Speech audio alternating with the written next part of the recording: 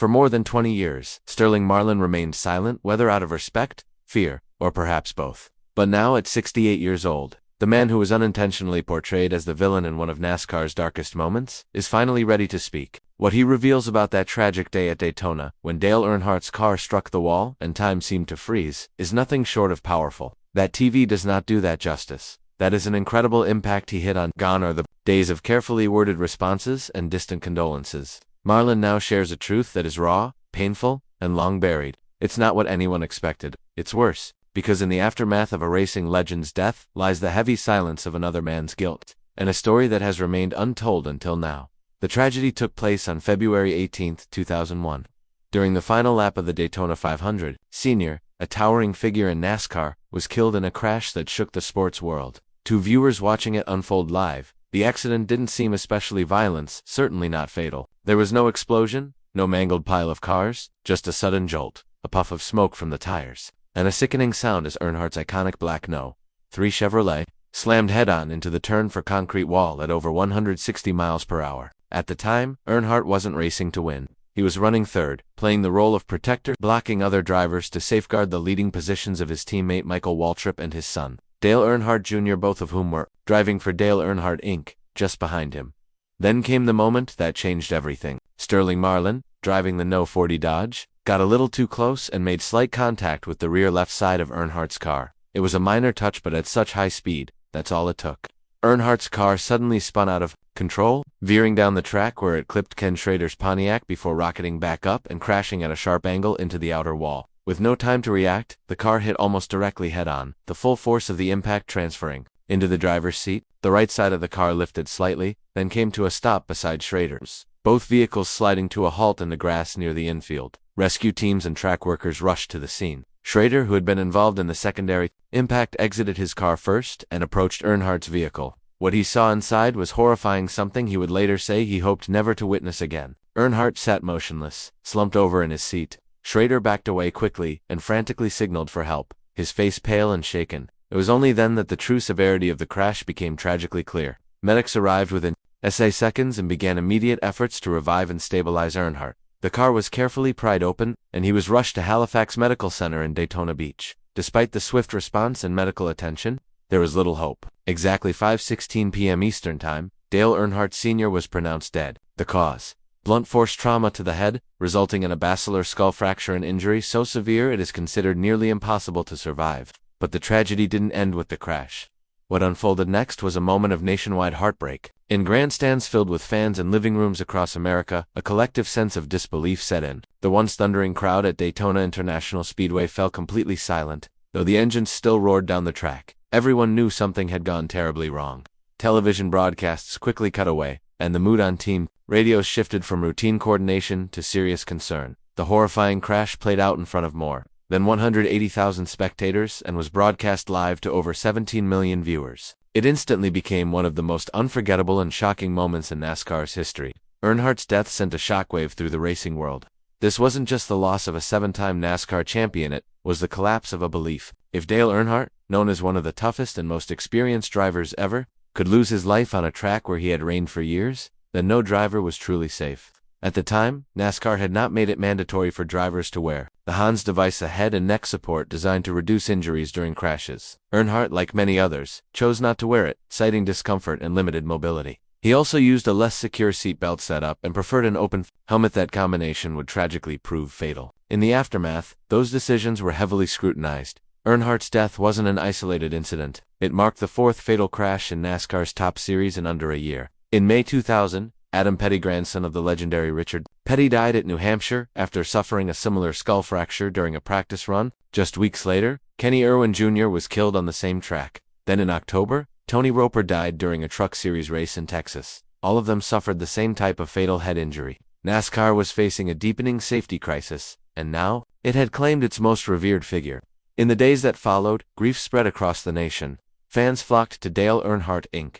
in North Carolina, leaving behind flowers, memorabilia, and heartfelt letters. Across the sports, drivers, car owners, and legends of the track openly mourned his loss. Some fans painted the number 3 on their vehicles, while others tied black ribbons to their mailboxes. Even NASCAR itself took a step back, canceling some scheduled media events and releasing a simple black and white logo as a tribute to Earnhardt's legacy. But as the mourning continued, emotions quickly shifted from sorrow to blame. Attention turned sharply toward Sterling Marlin.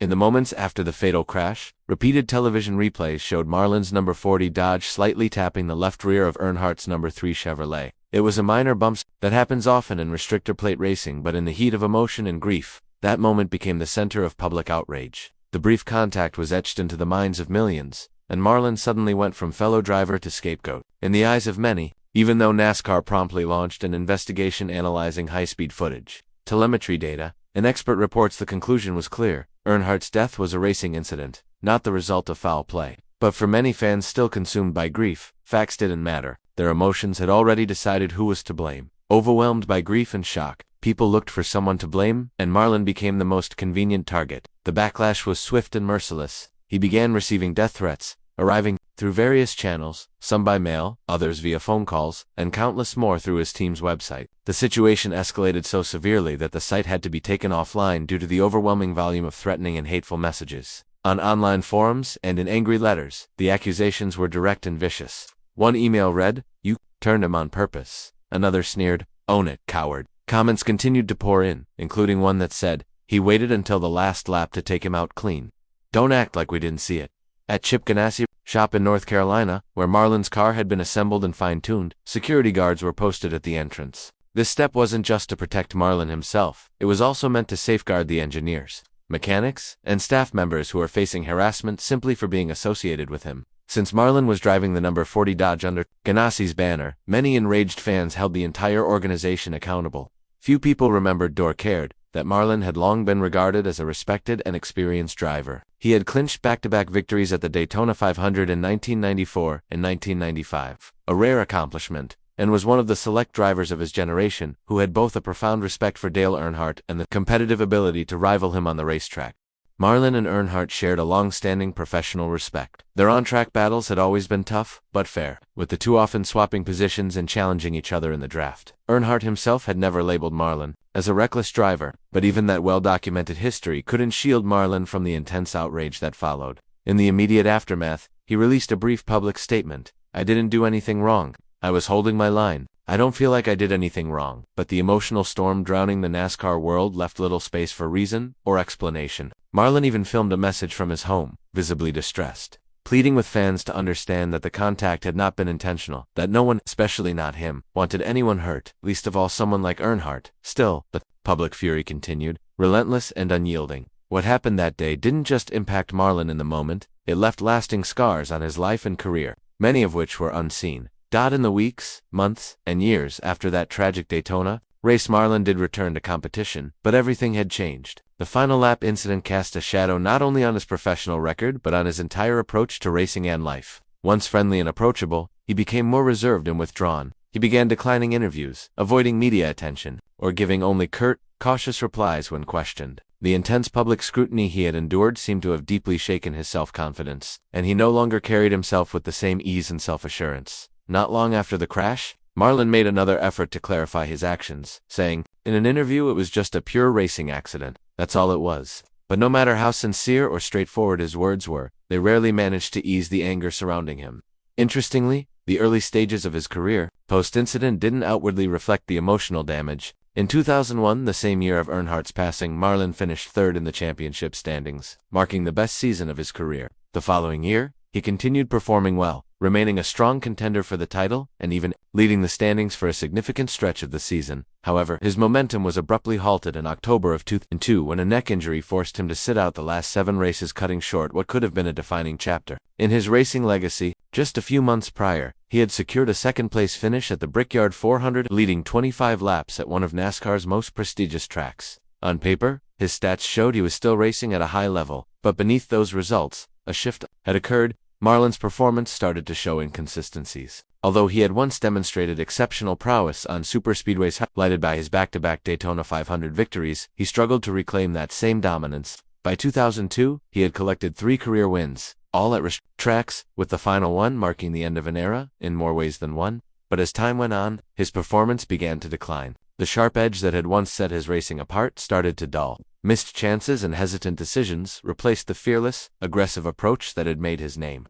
Gradually, sponsors began to lose confidence. The steady stream of financial backing that had once supported his career started to dry up. Teams and investors became wary of putting their faith in a driver who seemed adrift, whose results no longer delivered the exposure or victories they needed. Even so, a few of Marlin's closest allies didn't turn their backs on him. Jeff Gordon, Ken Schrader, and a handful of others recognized how deeply the Daytona incident had affected him emotionally and mentally.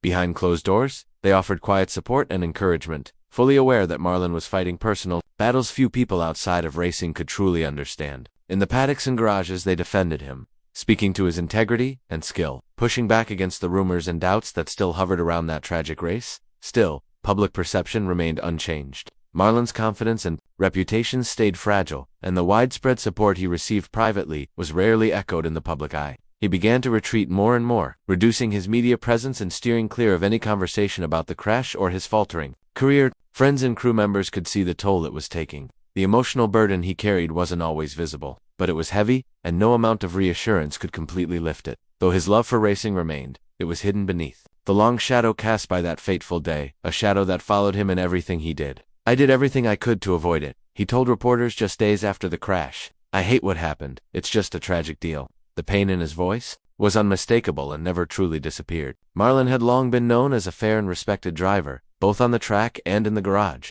But what happened at Daytona had a lasting impact more powerful than any career victory. It altered the course of a life and career that once held great promise. The years moved forward, but the memory of that final lap stayed with Marlin and haunted the minds of NASCAR fans and insiders alike. People continued to wonder what might have been, what opportunities were lost in that single moment. The conversation never fully faded. Then, on the 24th anniversary of that devastating race, something unexpected stirred the embers again. On February 18, 2025, the NASCAR world paused in remembrance of Dale Earnhardt Sr., marking 24 years since the crash at Daytona that shook the sport to its core. Social media was flooded with heartfelt tributes. NASCAR's official page shared a solemn image of the iconic number 3 car, captioned with the words, "Forever a legend, always remembered." The post struck a chord and was shared thousands of times within minutes. The tribute wave continued as former drivers, teams, and fans added their voices. One particularly moving message came from Shauna Robinson, one of the earliest female competitors in NASCAR's top series. She posted a picture of Earnhardt standing beside her car, smiling behind his trademark sunglasses. "He believed in me when no one else did," she wrote. "Dale changed my life just by treating me like a racer, not a gimmick. I still hear his voice before every green flag." Other posts shared personal encounters, memories of seeing Earnhardt dominate tracks like Talladega, or the way his presence filled living rooms through TV screens. Though years had passed, the grief still felt fresh. For that one day, the NASCAR community came together not just to mourn, but to honor a legend. But amid the outpouring of love and remembrance, something different began to surface. A new kind of post started to circulate, not a tribute, but a claim. The tone was accusatory. It wasn't an accident. Marlin knew exactly what he was doing. Dale was in his way, and he moved him. It's the uncomfortable truth no one wants to face. One post was all it took to reopen a decades-old controversy that had never really gone away. While many fans defended Sterling Marlin by pointing to the official investigation that cleared him of any wrongdoing, others reignited the debate with anger. Comment sections turned vicious. People demanded others to watch the replay, insisting he hooked him. They dismissed the official ruling, saying it was easier to call it a racing incident than admit a legend was taken out. A conspiracy theory, long buried by time and reason, had returned, now burning across the internet with renewed intensity. For Sterling Marlin, now 68, and living quietly in Tennessee, this fresh wave of blame wasn't just background noise. He had lived under the weight of suspicion for more than 20 years, always choosing silence instead of speaking in his own defense. But this time, something was different. This renewed blame came on a day meant to honor someone else's legacy, yet his name was twisted once again by strangers. It struck a deeper nerve. That post reopened an old wound, and for Marlin, it was the final straw. The backlash pushed him past his limit and into the public eye for the first time in years. After more than 2 decades, Marlin finally spoke out. He had stayed silent since that day in 2001, the day of the crash, the aftermath, and everything that followed. Now older and visibly worn down, he broke his silence. "I'm tired of all the lies," he said. "Tired of not saying anything." These were his first real public words about the crash that had forever changed the face of NASCAR. He explained why he had stayed quiet for so long. "I didn't want to make it worse for the people grieving," he said, "so I stayed quiet. I thought that was the right thing." But that silence didn't bring him peace. Over the years, he lived with the stares, the silent questions, and the burden of feeling blamed without anyone ever directly accusing him. You start to wonder if you even belong at the track anymore, he said. Marlin emphasized what he always believed. It had been nothing more than a racing accident. Things happen, and people will always look for someone to blame, he said. On a short track, you bump and knock to get past someone, and they'll hit you back. But on those high-speed tracks, you don't touch anybody because you know it'll hurt. No way in the world I'd do something like that, knowing what could happen. He then recalled the moment he realized how serious the crash had been. We didn't know it was that bad. He remembered Tony Glover, the team man had told me while we were getting ready to leave the track that things didn't look good for Earnhardt. I asked, "What do you mean?" And he said, "He's hurt pretty bad." By the time they reached the airport, the devastating news came. I was in total shock, Marlin said. It made you feel sick to your stomach, like you just wanted to throw up, even as NASCAR prepared to move on without one of its biggest icons. Marlin found himself caught in another kind of fight, defending his name in the public eye. We got home Sunday night, and the first thing you do is turn on the news, he said. And there's some reporter on TV saying that the vicious tap I gave Dale Earnhardt sent him into the wall. You just want to reach into the screen and grab that guy, it tears you apart. He urged both supporters and critics to go back and re-examine the footage. According to him, many people might not have actually watched the tape, and instead relied on hearsay, unaware of what truly happened. What brought him the most comfort during those dark times were the voices of those closest to Dale Earnhardt. When fellow drivers, NASCAR officials, members of Dale Earnhardt Inc., and Richard Childress personally reached out with words like, "Just hold your head up, there's nothing you could have done." It gave him some peace of mind, though he didn't mention anyone by name or refer to specific reports. He clearly alluded to the safety shortcomings of that Aru's shortcomings that may have changed the outcome. It wasn't just a single incident, he explained, but the overall conditions of that time, the entire system as it stood. He was clearly referencing critical factors like Earnhardt not wearing a Hans device, which wasn't yet mandatory, and the absence of safer barriers on the track. These were systemic failures, not simply racing errors. As his remarks began to make their way into the public sphere, responses were divided. Some people voiced their support, acknowledging that he had silently carried a heavy burden for far too long, one that never should have rested on his shoulders alone. But others were skeptical, questioning his motives and the timing of his comments. Why speak now, after all these years? Some weren't ready to offer forgiveness. Critics claimed he was only trying to preserve his legacy after staying quiet for so long. He finds his voice now. This isn't bravery, it's a PR move, one comment read. Others went even further, calling it guilt finally rising to the surface after more than 2 decades. For many years, Sterling Marlin remained silent about what happened, but now, with the passage of time and age bringing new perspective, he felt a deep personal need, perhaps even a responsibility to Dale to finally speak the truth. Whether the public embraces this moment as redemption is uncertain, but one thing is undeniable: his words, and the pain behind them, have reopened one of the deepest scars in NASCAR's history. And more importantly, they have forced the racing world to take a hard look at its past, not just at one fateful crash, but at the safety culture that existed around it. Dale Earnhardt's death marked a turning point for NASCAR, leading to sweeping changes in safety protocols. Yet, as Marlin's statements now highlight, those vital changes came at an unthinkable price. With his long-suppressed confession now out in the open, the narrative begins to shift from one centered on blame to one focused on healing. Can someone who has carried the weight of public shame for 24 years ever truly be forgiven? Not just by fans or the sport, but by himself.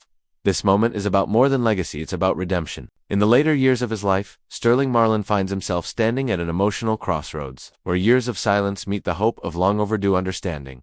In recent times, Marlin has started speaking more candidly about what happened during the 2001 Daytona 500. Even though NASCAR officially ruled it a racing incident, Marlin faced harsh public scrutiny and even received threats in the aftermath. In his search for peace, he reached out to Dale Earnhardt Jr., who responded with empathy and compassion during that painful time. Now, Marlin is reportedly collaborating with motorsport safety organizations, using his own experience in a victor, but as someone tied to tragedy to advocate for improved safety measures, mental health support, and resources for racers. His involvement is driven not by image, but by a sincere desire to give back to the sport he loves, and to help protect those who continue to risk their lives on the track.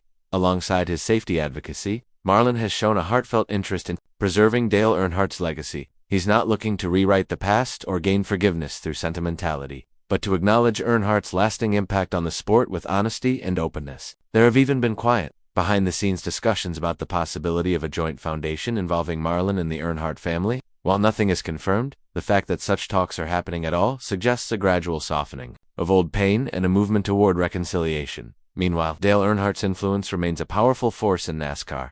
Today's mandatory Hans devices, the widespread installation of safer barriers, and many other crucial safety improvements, all stem from the lessons learned after his death. Dale Earnhardt Jr., through his media presence and deep connection with fans, has become a guardian of his father's memory. He promotes transparency around the sport's dangers and encourages a culture of safety, empathy, and accountability. The crash that claimed his father's life is not just a tragedy. Frozen in time, it's a defining moment that drove real change. Now, with Sterling Marlin finally stepping forward, choosing to speak up not to deflect blame, but to share his voice, it marks the beginning of a long overdue healing process. Whether or not the world is ready to forgive him, or whether he ever truly forgives himself, remains uncertain. But in telling his story, he has reopened a dialogue about safety, grief, and redemption that NASCAR still needs to have. What do you think about Marlin's decision to break his silence after all these years? Thank you for watching.